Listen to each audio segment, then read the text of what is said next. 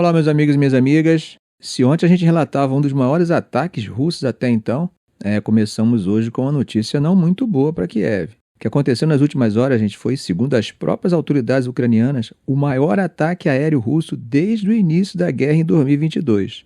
Para vocês terem ideia da dimensão disso, gente, segundo a Força Aérea da Ucrânia, a Rússia lançou 367 drones e mísseis durante a madrugada desse domingo. Mais precisamente, eles falaram que foram 298 drones e 69 mísseis. Embora Kiev tenha dito que interceptou a maioria, o impacto foi devastador. Eles disseram que teriam conseguido abater 266 drones e 45 mísseis, mas, sem contar os destroços, eles não revelaram o destino dos 32 drones e 24 mísseis que não teriam sido abatidos, né? O que se sabe é que o estrago foi grande. Pelo menos 12 pessoas morreram e mais de 60 ficaram feridas. Em Kiev, a capital, não houve registro de mortos até o momento, mas 11 pessoas ficaram feridas. Já nos arredores da cidade, 4 pessoas perderam a vida. E em outras regiões, como Kharkiv, no nordeste, Mykolaiv ao sul, Ternopil e Khmelnytskh, no oeste, os ataques deixaram mortos, feridos e destruição em áreas residenciais. As imagens divulgadas mostram um prédio com um buraco enorme e escombros por toda parte. Segundo o ministro do Interior da Ucrânia, Ihor Klimenko, esse foi um ataque brutal, direcionado contra civis. Nas palavras dele, o inimigo mais uma vez mostrou que seu objetivo é o medo e a morte. E, gente, vale lembrar que esse foi o segundo grande ataque aéreo em apenas 2 dias, tá? Como comentamos no vídeo de ontem, na sexta-feira à noite, Kiev também foi alvo de uma onda de drones e mísseis que durou até a madrugada. Zelensky reclamou que Trump, que tem adotado uma postura mais branda em relação à Rússia desde que voltou à Casa Branca, se recusou a impor novas sanções a Moscou mesmo diante da recusa russa de parar os ataques imediatamente. Ele disse que o silêncio da América, o silêncio de outros no mundo só encoraja Putin. Isso foi publicado no canal oficial dele no Telegram, né? Segundo Andriy Yermak, que é chefe de gabinete da presidência ucraniana, se não houver pressão, nada vai mudar, e a Rússia e os seus aliados só iriam continuar se fortalecendo para cometer esse tipo que ele chamou de assassinato em países ocidentais. E ele ainda concluiu dizendo que Moscou vai continuar lutando enquanto tiver capacidade de produzir armamentos. Agora, gente, do lado russo, o Ministério da Defesa também relatou que suas defesas aéreas derrubaram 95 drones ucranianos em apenas 4 horas. E o prefeito de Moscou, Sergei Sobyanin, disse que 12 drones foram interceptados ainda no caminho para a capital russa. Bom, gente, mas na linha de frente, a Rússia também está pressionando, né? Tentando demonstrar para Kiev aquela máxima de que a cada dia que passa sem a Ucrânia aceitar as imposições de Putin, ela vai ficando menor. Pois é, segundo imagens geolocalizadas divulgadas ontem, dia 24 de maio, as tropas russas conseguiram um avanço pequeno, mas confirmado, no centro da cidade de Lipov, que fica ao norte de Lima. Desde o dia 23 de maio, os russos vinham atacando diversas localidades ao redor de Lima. A ofensiva aconteceu ao norte, em áreas como Ridikodub, Novomikhailivka, Lipov e Zelena Dolina, e também em direção a Kharkivka. No nordeste de Lima, os ataques ocorreram nas regiões de Novi, Kolodiaze e Ampolivka. E no leste, as ações se concentraram perto de Toshk e Kupansk. Agora, gente, novas imagens geolocalizadas também de ontem, sábado, indicaram que os russos avançaram também ao norte de Bodanivka, que fica ao sudeste de Novopavlivka.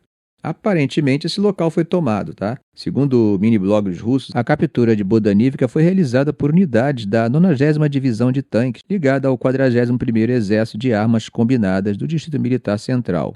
Eles destacaram, em especial, o papel do 80º Regimento de Tanques nessa operação. Essa mesma divisão também teria conquistado Troitsk recentemente. Além disso, gente, os russos atacaram ao nordeste de Novopavlivka, perto de Novozerivka e Novomikhailivka, avançando também na direção de Marivka, no oblast de Dnipropetrovsk. Houve ainda combates a leste de Novopavlivka, nos arredores de Kolyarivka e ao sudeste, perto de Trotsk e Orikov. Tudo isso nos dias 23 e 24 de maio. E ainda no front do Donbás, hoje, domingo, o Ministério da Defesa da Rússia afirmou que as tropas tomaram o vilarejo de Romanivka, localizado na região de Donetsk, no leste da Ucrânia. Mas é importante dizer que, até o momento, essa informação não pôde ser verificada de forma independente, tá? Bom, gente, vamos falar agora sobre um dos raros sinais de avanço diplomático desse momento da guerra. Rússia e Ucrânia concluíram nesse domingo a troca de 1.000 prisioneiros de cada lado. Isso foi confirmado tanto pelo Ministério da Defesa da Rússia quanto por Zelensky. Segundo eles, foi a maior troca desde que o conflito começou há 3 anos. Esse processo de troca durou 3 dias e começou ainda na sexta-feira. A maior parte dos libertados eram prisioneiros de guerra, mas também estavam incluídos 120 civis em cada lado. E só no domingo, mais 303 pessoas foram trocadas entre os dois países. Zelensky comentou sobre isso no Telegram, né, e disse o seguinte: hoje, guerreiros de nossas Forças Armadas, da Guarda Nacional, do Serviço de Guarda de Fronteiras e do Serviço Estatal de Transporte Especial estão voltando para casa. Vale lembrar, gente, que essa troca de prisioneiros foi o único resultado concreto que saiu daquela reunião direta entre representantes dos dois lados que aconteceu no dia 16 de maio, né? E vale lembrar que, como comentamos ontem, o ministro das Relações Exteriores da Rússia, Sergei Lavrov, disse que depois que a troca fosse concluída, Moscou estaria pronta para apresentar à Ucrânia uma proposta de acordo de paz de longo prazo. Ainda não se sabe o conteúdo dessa proposta, né? Mas a expectativa agora gira em torno da reação de Kiev. E enquanto isso, os ataques continuam. Como vocês puderam ver, depois de uma série de ataques ucranianos contra a Rússia, a resposta de Moscou veio pesada e até ontem já tinha gente afirmando que era desproporcional. Agora imagina depois de hoje, né? A mensagem parece ser a de que quanto mais demora um acordo, mais a Ucrânia é destruída. E como vimos nos 2 últimos dias, até mesmo Kiev, que normalmente consegue se defender bem, tem sido atingida pesadamente. Bom, gente, vamos agora atravessar o Mediterrâneo, né? Porque o final de semana foi movimentado em várias frentes, começando por um novo ataque vindo do Iêmen. Nesse domingo, o exército de Israel informou que interceptou um míssil lançado pelos Houthis em direção ao território israelense. As sirenes chegaram a tocar em diversas áreas do país, o que, é claro, acabou gerando preocupação entre os moradores, mesmo sabendo da eficácia do Iron Dome. Segundo o próprio exército, a maioria dos mísseis lançados por esse grupo acaba sendo interceptado ou caindo antes de alcançar o território israelense, e dessa vez aconteceu a mesma coisa. O porta-voz militar dos Houthis, Yahya Sarri, confirmou que o grupo foi de fato responsável pelo ataque. Ele disse que o míssil tinha como alvo o aeroporto Ben Gurion, próximo a Tel Aviv.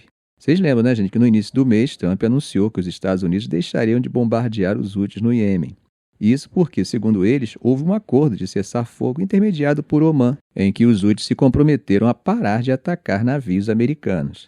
Mas esse acordo, gente, não inclui Israel, o que acaba ajudando a entender por que esses ataques continuam acontecendo mesmo com um entendimento parcial em andamento.